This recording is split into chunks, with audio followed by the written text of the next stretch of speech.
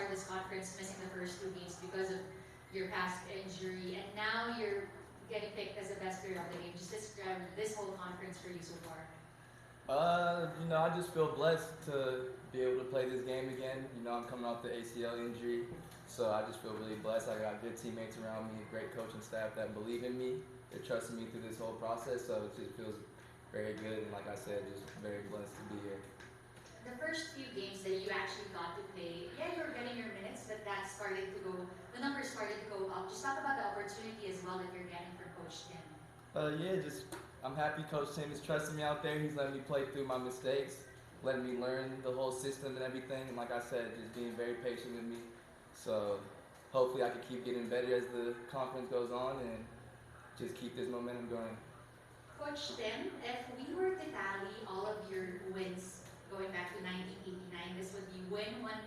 Nobody has done it before, and nobody is close to replicate that or to replicating that anytime soon in the near future. Your thoughts about that? Well, it's a real honor to be able to say I did that, but it just means, it just goes to show how old I'm getting, and been around a long time, and you have to be around a long time and to get that kind of record, and it's a longevity record really. And if you don't win a few championships along the way, you probably don't get a chance to last that long. So, it's a great honor. I mean, but we're hoping for 1001 on Sunday against Talkatex, that's for sure. We got a big one coming up, and we'll enjoy this for a few moments, but we'll move on. Coach Tim, you're also not the only guy making records tonight. Justin Brownlee, the first import in PBA history to make 300 steals. Just talk about what you see in him and what's been able to allow him to reach that kind of record. If you had asked me what was the one that he would have the most, 300 steals, I would not have guessed. Would you have guessed that? We're trying to get Justin. Sean Chambers is my boy, and he's my guy, and I love him to death. But we're trying to get Justin a couple more championships so he can pass up Sean. So I think that's really the one that Justin's looking for.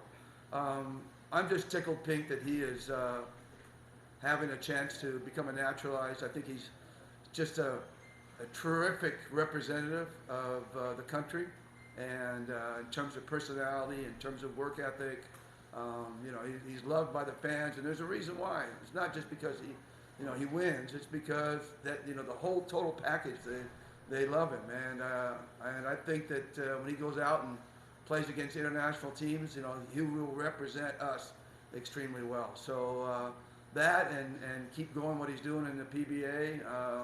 It's exciting times for him. I love the way he's capping his career.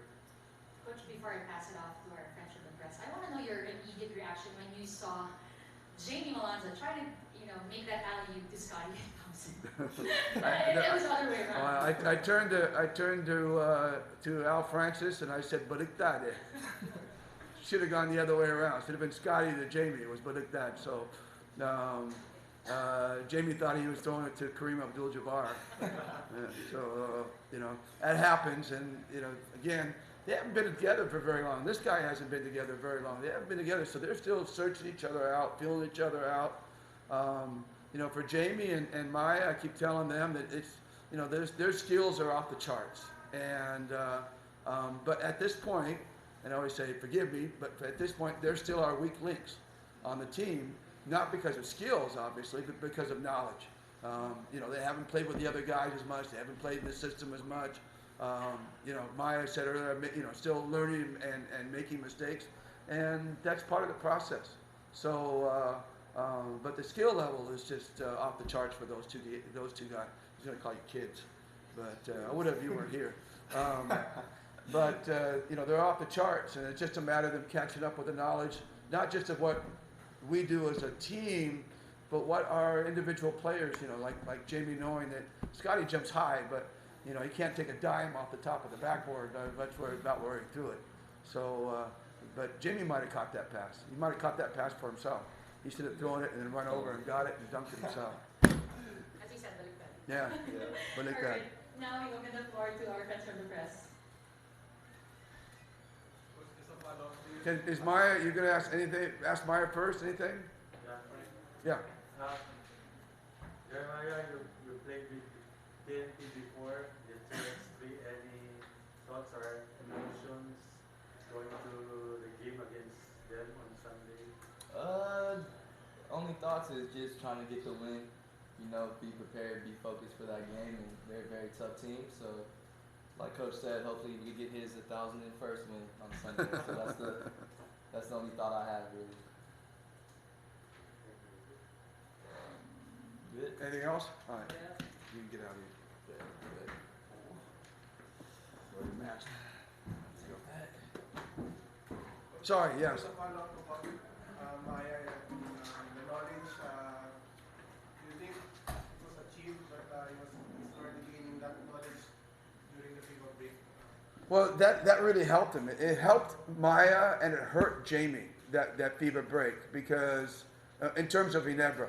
In terms of the national team, obviously it was really good for Jamie. And, you know, he's really showing his worth. We don't see it so much in the games in the national team yet, but in practice, Jamie is a dominant player in practice.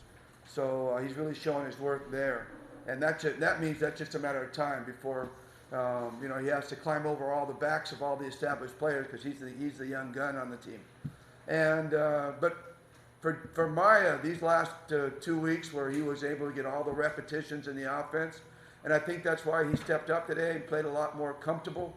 He knew where his shots were coming from. He knew the cuts he was supposed to make off the passes, and those are things he didn't know 2 weeks ago. So and so that gives us all a better level of comfort with him in terms of the knowledge. So he's really picking up the offense. Now the next chore for him is really picking up the defense. A couple times he got posted up easy. He shouldn't have allowed to post up. He got caught ball watching once. You know, and those are typical of young players, and just up to the coaching staff to continually remind them to those are things that we don't allow in our defense, and he'll learn it over time. But right now we're so focused on getting him into the offensive system, we really haven't taught him the defensive system yet. And again, that's all a process that comes, and we're hoping by playoff time, you know, he'll be able to continue to raise the level of his game, along with Jamie.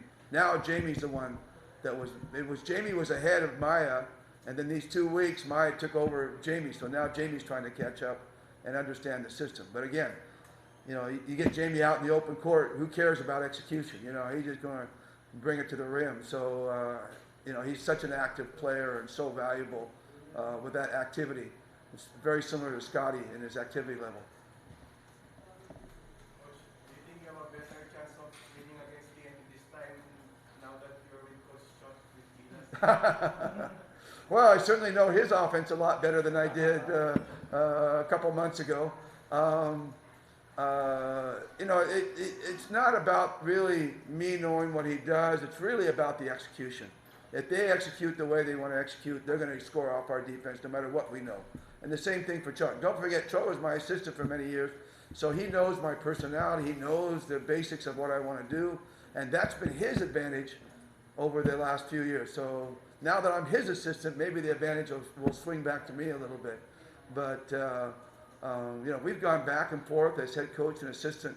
You know, back in Alaska days, he was my assistant, and then Centennial, he was my assistant, and then we went to the national team. I was his assistant, and then you know, now I'm again his assistant. So it's really been back and forth, and he knows me and I know him, and that's why it's really going to be a players' game out there tomorrow on Sunday. Players are going to decide that game, not Chuck or I.